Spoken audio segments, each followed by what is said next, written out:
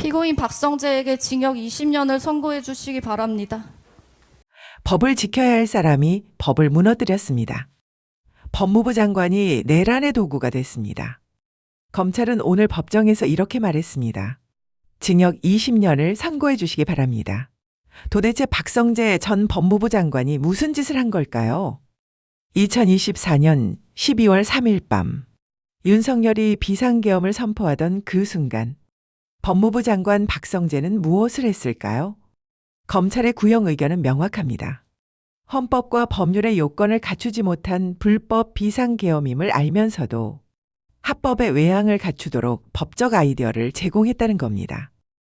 이른바 이분 국무회의가 끝나자마자 참석자 명단을 적고 서명을 받아야 한다고 가장 먼저 말한 사람이 바로 박성재였습니다. 불법을 합법처럼 포장하는 작업을 직접 주도한 겁니다. 여기서 끝이 아닙니다.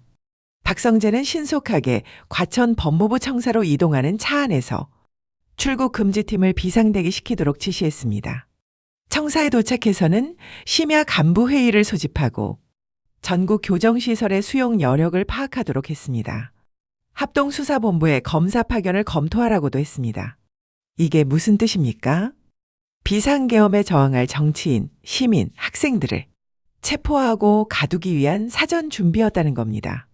법무부를 하루아침에 내란 집행기구로 전환시킨 겁니다. 내란 가담만이 아닙니다. 검찰은 또 다른 충격적인 사실을 밝혔습니다. 2024년 5월 김건희에 대한 수사팀 구성이 지시된 직후 김건희로부터 텔레그램으로 지시성 청탁 메시지를 받고 그에 따라 수사 상황을 점검했다는 겁니다. 그리고 불과 8일 뒤 검찰총장과의 협의도 없이 김건희를 수사하던 서울중앙지검 지휘부를 전격 교체했습니다. 교체된 지휘부는 검찰총장 명령에 반하는 방식으로 김건희를 조사한 후 무혐의 처리했습니다. 대통령 부인의 청탁대로 수사 결과가 나온 겁니다. 검찰은 이를 두고 이렇게 말했습니다. 소통이 아니라 적극적인 권력형 유착이라고. 여기서 정재인 검사의 논고문을 들어보시죠. 법무부 장관은 국가의 법질서를 수호하고 국민의 기본권을 보호하는 최고 책임자입니다.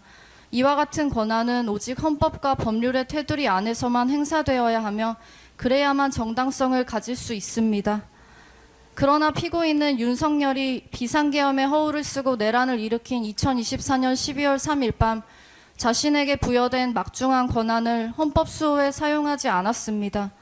도리어 윤석열의 비상계엄을 수단으로 한 범죄가 성공할 수 있도록 적극적으로 부안회동하면서 내란을 정당화하고 절차적으로 뒷받침하는 데 앞장섰습니다. 이날 국무회의는 법정 요건을 갖추지 못했음은 물론 윤석열의 비상계엄 선포가 헌법적 법률적 요건을 철저히 결여한 불법적 행위임을 인지하고 있던 피고인은 그럼에도 사후적으로 합법의 외양을 갖추어 국민을 기망할 수 있도록 법기술적 아이디어를 제공하였습니다. 비상계엄 선포 다음 날인 12월 4일 이른바 안가 모임에 앞서 보고받았습니다.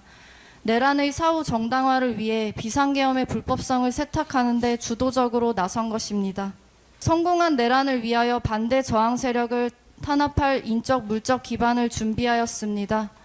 피고인은 이른바 2분 국무회의가 끝나자 신속히 과천 법무부 청사로 이동하는 차량 안에서 출국 금지팀을 비상대기하도록 지시하는 등 윤석열의 지시사항을 조치하면서 간부회의를 소집하였습니다. 그 자리에서 피고인은 전국 교정시설의 수용 여력을 파악하고 곧 꾸려질 합동수사본부에 검사 파견을 검토하도록 하였습니다. 피고인의 행위는 윤석열의 불법 비상계엄에 저항할 것으로 예상되는 주요 정치인과 시민, 학생 등의 출국을 통제하면서 체포 구금하여 조기에 제압하고 나아가 탄압과 공포에 기반한 법적 실행력으로 지속되고 증대할 저항 세력을 억제함으로써 내란의 성공을 공고히 하려는 사전 조치였음이 명백합니다. 법무부 소속 공무원들을 불법적인 내란 행위에 강제로 동원한 용서받을 수 없는 범죄 행위를 저지른 것입니다. 5월 5일 김건희로부터 텔레그램으로 지시성 청탁 메시지를 받고 그에 따라 수사 상황을 점검하였습니다. 김건희를 수사하고 있는 서울중앙지검 지휘부를 교체하는 인사를 단행하고 교체된 지휘부는 검찰총장의 사전 보고도 없이 검찰총장의 명령에 반하는 방식으로 김건희를 조사한 후 무혐의 처리함으로써 결국 김건희가 의도한 수사 결과가 도출되도록 한 것입니다. 그러므로 피고인이 저지른 일련의 행위는 소통이 아니라 적극적인 권력형 유착이라고 보는 것이 타당합니다. 피고인은 대통령을 만류했다라고 주장합니다. 그것이 진심이었다면 피고인은 윤석열의 면전에서 장관직을 사퇴하거나 국무회의가 산회한 뒤 비상계엄의 불법 부당성을 공표했어야 합니다. 법무부 장관은 헌정질서 문란 행위가 발생했을 때 이를 저지해야 할 법적인 책무가 있기 때문입니다. 피고인에게는 그럴 시간과 기회가 충분히 있었습니다. 우리 국민은 암울한 현대사를 통해 국가 권력을 무력으로 찬탈한 권위주의 정부가 실질적인 민주주의를 파괴하면서도 법의 외피만 빌려 독재를 민주정인 양 정당화한 사례를 익히 보아 잘 알고 있습니다. 그때마다 이를 정당화하고 국민을 속인 노련한 법 기술자들이 있었음은 주지의 사실입니다. 피고인도 윤석열의 내란 과정에서 충실한 집행관이 되기를 자청하였습니다. 피고인이 실행에 옮긴 일련의 행위는 윤석열의 내란 범죄에 합법의 가면을 씌워주기 위한 대국민 기망행위입니다. 법을 내란의 도구로 전락시킨 전형적인 권력 남용이며 우리 국민이 수십 년간 피땀 흘려 쌓아 올린 법치주의에 대한 정면 도전입니다. 그럼에도 피고인은 이 재판이 진행되는 내내 일말의 반성조차 내보인 바 없습니다. 그 대신 법령에 따른 정상적인 장관의 업무라는 부끄럼과 염치도 없는 파렴치한 변명으로 일관하였습니다. 검찰 사무를 관장하는 법무부 장관의 소임을 망각한 피고인의 공소제기 범죄 사실과 같은 행태는 작금의 검찰청 폐지에 이른 요인 중 하나로 평가될 것입니다. 피고인과 같이 법의 이름으로 법을 파괴하는 법 기술자에게 경종을 울리기 위해 엄중한 법의 심판을 내려주시길 요청합니다. 검찰은 오늘 법정에서 박성재에게 징역 20년을 구형했습니다. 검찰은 이렇게 말했습니다. 법의 이름으로 법을 파괴하는 법 기술자에게 경종을 올리기 위해 엄중한 법의 심판을 내려주시길 요청합니다.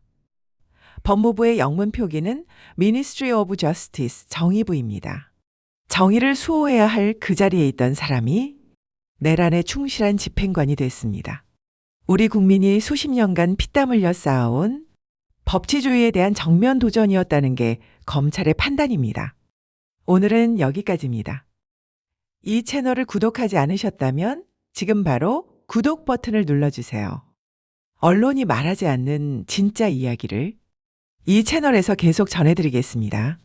구독과 좋아요, 알림 설정까지 해두시면 중요한 내용을 가장 먼저 받아보실 수 있습니다.